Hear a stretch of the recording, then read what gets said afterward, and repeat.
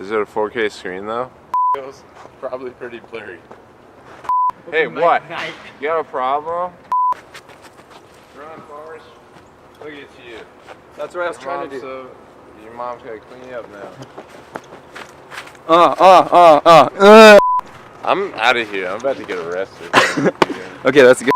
Whack. You stand. Hi, my name is Brent Panam. This is a project for knowledge integration for ECE202 and ECE303. We did a lab section in ECE202 that required a Thevenin voltage circuit that had 3 resistors. One was valued at 4.7K ohms, another was 10K ohms, and another was 2.2K ohms. They were arranged in a voltage divider circuit with a 5-volt source, and a Thevenin equivalent was required at the end, so we needed a Thevenin voltage and a Thevenin resistance. You can see all the calculations and values right here, and that's how it's going to be. So each lab section measured one resistor that was provided by the TAs. Apparently it had 5% accuracy. Last year they also measured one that had 1% accuracy. So each lab section magically measured all those and arranged them in a table. And then we also measured the values of each of the 2K, 10K, and 4.7K resistors and put them all in a table. We got about 201 of each, so I'll read a couple of them. We measured them with both the HP giant machine, the 4096A, and also the handheld digital multimeter. So this one right here is the 5% values coming from the handheld digital multimeter. We got 9.89 kilo ohms, 9.82 kilo ohms, 9.83, 9.90, 9.89, 9.88, 9.83, 9.83, 9.86, 9.82, 9.81, 9.82, 9.80, 9.81, 9.79, 9.89, 9.81, 9.83, 9.84, 9.96, 9.84, 9.88, 9.86, 9.78, 9.74, 9.88, 9.79, 9.77, 9.77, 9.77, 9.87, 9.79, 9.94, 9.81, 9.82, 9.82, 9.83, 9.85, 9.83, 9.95, 9.93, 9.83,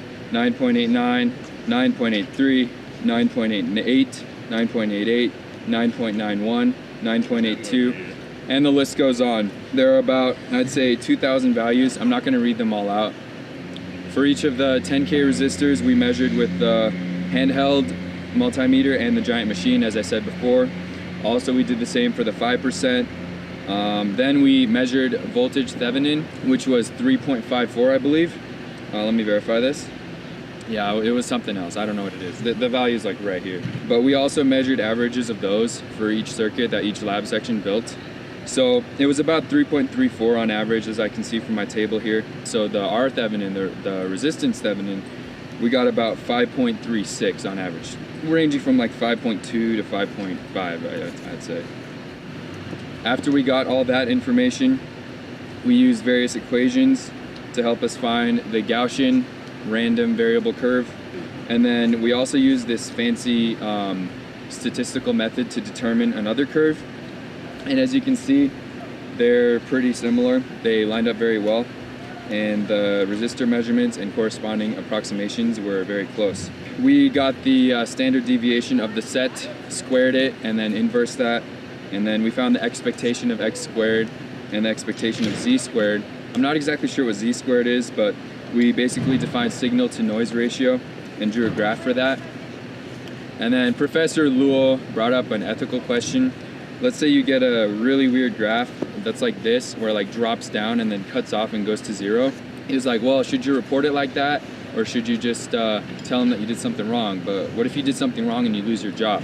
He never really explained what we should do, but I would assume that we would try the experiment again, just because we got it wrong the first time. So in conclusion, I talked about the resistor values and the experiments that we did, and how many different values we got. I read off some of the values from the table. I showed a couple graphs, and that's all.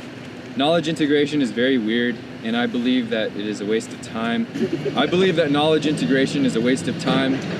I think that you shouldn't impose your ethics on other people and call them ethics. I think we're engineers, and engineers should just learn and do their job.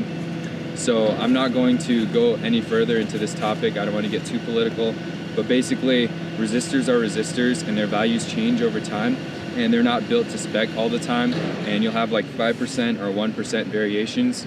So just be careful when you're making circuits that you don't kill anyone by making a circuit that's really badly made and blows up. That's why a lot of times, as I quote Professor Lowell, if you have an iPhone and it's faulty, they'll just say, oh, we'll replace it for you for free, no charge, because they've made so many of them, but all of them have slightly different values and weren't put together properly. That's my conclusion. My name's Brent Panem, and this is a KI presentation, part 1. Each lab section measured 9.81, 9.78, 9.88, 9.93,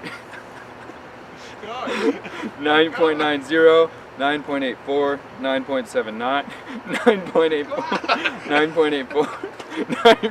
Come on! Spit it out! I'll cut it out. 9.84, 9.84, 9.88. Knowledge integration is very weird, and I believe it's kind of a waste of time. I believe that ethics are ethics, but I also believe that you shouldn't impose other people's ethics on other people. Stop, I gotta cut this out. Stop, move away.